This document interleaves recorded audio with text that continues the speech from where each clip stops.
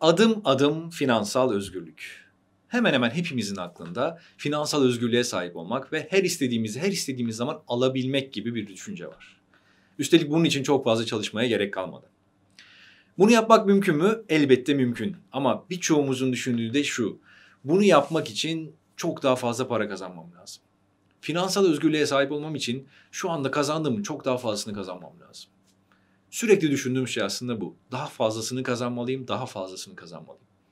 Aslında daha fazla para kazanmak, finansal özgürlüğe sahip olmak için atılacak adımlardan sadece bir tanesi.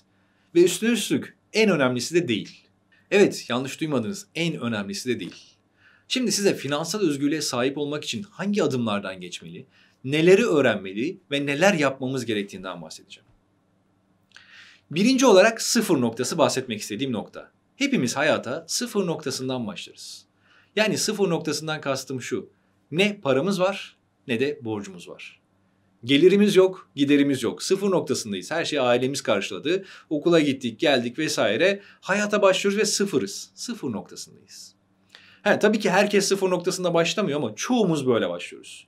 Kimi daha şanslı, daha okul zamanı bile arabası oluyor, evi oluyor, parası oluyor, yatırımı olabiliyor ailesinden kaynaklı. Ya da kiminin yine ailesinden kaynaklı borcu olabiliyor. Başkasının borcunu ödemek zorunda kalıyor, kira ödemek zorunda kalabiliyor ve bir anda bir sırtına yükle hayata başlıyor. Dolayısıyla sıfır noktası finansal özgürlüğe giden aşamadaki ilk adımdır. O yüzden ilk atılacak adım sıfır noktasında olmaktır.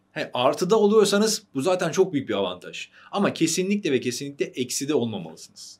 Eğer eksideyseniz de bir an önce kendinizi sıfır noktasına sabitlemeli ve sıfır noktasından hiçbir zaman eksiye düşmemeyi göz önünde bulundurmalısınız. Birinci kural bu. Sıfır noktası. İkincisi, para harcamayı öğrenin. Evet, ikinci olay bu ve burada sayacağım 6 maddenin içerisindeki en önemli madde para harcamayı öğrenmek. Bununla ilgili daha önce hazırladığım videolar zaten vardı. Onları detaylı bir şekilde inceleyebilirsiniz. Ama burada işin özeti şu. Ayağını yorganına göre uzat. Yani iş hayatına başladın, hayatta sıfır noktasındasın. Eğer ki daha para kazanmaya başladığın anda bir şeylere sahip olmak, lüks içinde yaşamak, hatta kazandığından çok daha fazlasını harcamaya başlarsan sıfır noktasından eksiye doğru ilerlemeye başlarsın. Oysa ki bizim amacımız eksiye doğru gitmek değil, artıya doğru gitmek. O yüzden sıfır noktasıyla hayata başladığımız andan itibaren sıfır noktasından geriye kesinlikle ilerlememeliyiz. Bunun için de harcamalarımızı çok güzel bir şekilde yapmalıyız. İlk olarak öğrenmeniz gereken şey harcama yapmaktır. Hatta bunu sadece siz değil, yakınlarınız, çocuklarınız, herkese öğretmelisiniz. Burada bahsettiğim şey ne? Eğer 5.000 lira maaşınız varsa bir telefona gidip 15.000 lira vermemelisiniz. Maksimum 5.000 lira vermelisiniz. Yani tamamen bütün harcamalarınızı kalem ve kalem maaşınıza ya da gelirinize göre yapmalısınız. İkinci aşama bu. Sıfır noktasından başladık. Para harcamayı öğrendik ki sıfır noktasından geriye doğru gitmeyelim. O zaman üçüncü aşama. Sıfır noktasından artıya doğru gitmemiz gerekiyor. Bunun için de daha fazla para kazanmaya odaklanmamız gerekiyor. Evet, üçüncü maddemiz bu. Para kazanmaya odaklanın ve daha fazla para kazanmaya odaklanın. Bunun için ne yapacaksınız? Kendinize doğru mesleği seçmelisiniz. Kendinize yatırım yapmalısınız ve kendinizi sürekli olarak geliştirmelisiniz. Yani daha fazla para kazanmak için ne yapmanız gerektiğini sürekli olarak araştırmalı ve kendinizi geliştirmek için de çaba sarf etmelisiniz. İşte sıfır noktasından başladığınız hayata harcamayı öğrenerek orada kalmayı ve ileriye gitmek için de para harcamayı öğrenmeniz gerekiyor. Sonraki aşama şu: para kazanmayı öğrendik. Kendimize daha fazla nasıl yatırım yapabiliriz bunu öğrendik ve para kazanmaya başladık. O zaman sıra geldi kazandığımız paradan birikim yapmaya. Evet, dördüncü maddemiz bu. Birikim yapmayı öğrenin.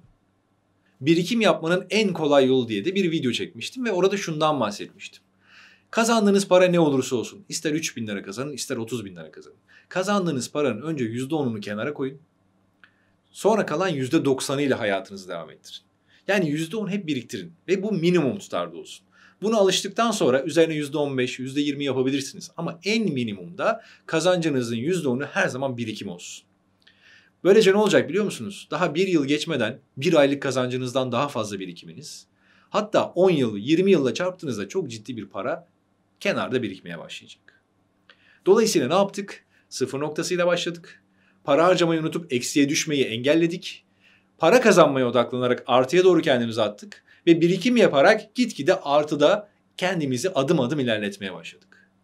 Sonra ne yapacağız biliyor musunuz? Paradan para kazanmayı öğreneceğiz. Evet, buradaki 6 maddenin her biri için ayrı bir video hazırladım zaten. Onları izleyebilirsiniz. Paradan para nasıl kazanabiliriz? O anda hangi şey daha değerli olacak? Neye yatırım yapabilirim gibi konuları sürekli düşünmeli ve yaptığınız bu birikimleri katlayarak daha fazla paraya sahip olmaya odaklanmalısınız. Bunun için bir sürü yöntem var. Döviz alabilirsiniz, altın alabilirsiniz, hisse senedi alabilirsiniz, yatırım fonu alabilirsiniz, farklı şirketler kurup onlara yatırım yapabilirsiniz, konut alabilirsiniz. Ama önemli olan nokta doğru alanı bulmak ve oraya yatırım yapmaktır. Böylece paradan para kazanmaya da başlayabilirsiniz. Yani birikiminizi daha değerli hale getirebilirsiniz. Şunu sıkça duymuşsunuzdur. Para parayı çeker. Evet, doğru. Eğer paranız varsa farklı paraları çekebilirsiniz. Çünkü paranız varsa fırsatları değerlendirebilirsiniz. 5 maddeyi saydık. Sıra geldi son maddeye. Son olarak ekleyeceğimiz madde ise pasif gelir kazanın. Evet, pasif geliri kazanmayı öğrenmeli ve pasif gelir kazanmaya başlamalısınız.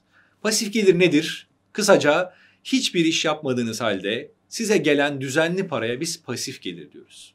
Örneğin iş hayatınız bitti, emekli oldunuz, emeklilik maaşı alıyorsunuz. Ömrünüz boyunca emeklilik maaşı alacaksınız ve bu sizin için bir pasif gelirdir aslında. Buna benzer bir şey daha verelim. Yine çok bilindik örneklerden bir tanesi ev. Bir ev sahibi olursunuz ve oradan bir kira geliriniz olur. Hiçbir şey yapmadan aslında bir gelir sahibi olmuş olursunuz. Bir ev, 2 ev, 3 ev sahibi olduğunuzu düşünün zamanla. 3 tane gelen kiranız var. Dolayısıyla artık çalışmanıza gerek yok. Zaten bir pasif geliriniz var. Pasif gelir yapacağınız farklı modeller bulabilirsiniz. Dolayısıyla bir süre sonra belli bir birikim yapıp, yatırım yapıp, paranızı katlayıp, o katladığınız parayla da pasif gelir kaynakları yaratabilirsiniz. İşte o zaman finansal özgürlüğünüze sahip olursunuz. Adımları tekrarlayalım. 1. Sıfır noktası. Bunu kesinlikle unutmayın ve mümkün olduğunca eksiye düşmemeye çalışın. 2. Para harcamayı öğrenin. 6 madde içerisinde bence en önemlisi. Para harcamayı kesinlikle ve kesinlikle öğrenin ve hayatınız boyunca bunu uygulayın. 3. Daha fazla nasıl kazanabilirim? Buna odaklanın ve kendinizi sürekli olarak geliştirin. 4. Düzenli olarak birikim yapın. 5. Yatırım yapın ki paradan para kazanmaya başlayın. Ve 6. Pasif gelir kaynakları edinin. Bir şekilde pasif gelir kazanmaya başladığınız andan itibaren de finansal özgürlüğe sahip olabilirsiniz. Evet, finansal özgürlüğe sahip olmak için uygulamanız gereken yöntemler ve aslında takip etmeniz gereken adımlar bunlar. Birçoğumuz şunu düşünüyoruz. Daha çok para kazanmalıyım, daha çok para kazanmalıyım.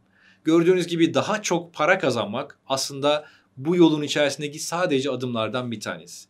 Evet, daha çok para kazanmalısınız ama daha çok para kazanmaktan daha önemli şeyler de olduğunu unutmayın.